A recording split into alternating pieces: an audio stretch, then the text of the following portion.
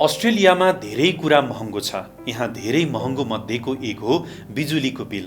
हरेक महिनाको अन्त्यमा बिल देख्दा तपाईको मुटु चस्स भएकै होला। तर के तपाईलाई थाहा छ अस्ट्रेलियाका प्रमुख बिजुली प्रदायकहरूले दिनको 3 घण्टा पूर्ण रूपमा निशुल्क बिजुली दिइरहेका छन्। यो कुरा फेक होइन, साँचो हो।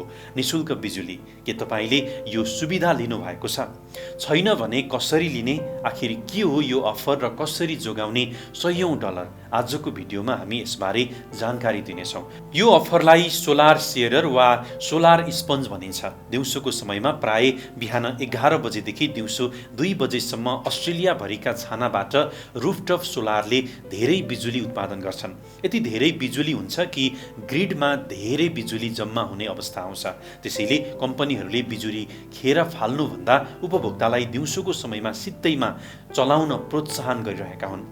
यो 3 घण्टा भनेको तपाईको घरको गोल्डेन आवर हो। यो समयमा धेरै बिजुली खपत हुने काम सकिहाल्नुहोस्। वासिङ मेसिन र कपडा सुकाउने ड्रायर यही 3 घण्टाभित्र चलाउनुहोस्। हिटर वा एसी चलाएर घरको तापक्रम मिलाउनुहोस्। इलेक्ट्रिक गाडी छ भने यही समयमा चार्जमा हाल्नुहोस्। हप्ताभरिको कपडा आइरन गर्ने वा राइस कुकरमा खाना पकाउने काम पनि यही समयमा गर्न सकिन्छ। तर ध्यान दिनुहोस्, यो अफर आफै सबैको घरमा लागू हुँदैन।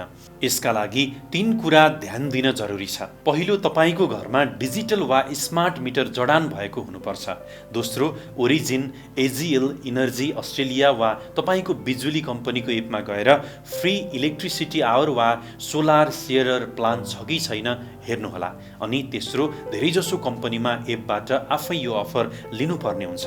अस्ट्रेलियाको महँगीमा अलिकति चलाखी अपनाइयो भने ठूलो बचत गर्न सकिन्छ। आजै हामीले भने जस्तै गरेर यो सुविधा लिन सक्छौं। यसरी तपाईको बिलमा पैसा बचाउन सकिन्छ। त्यस्तै अस्ट्रेलियामा ग्रोसरी शपिङ गर्दा बिल देखेर तपाईको पनि सातो जान्छ।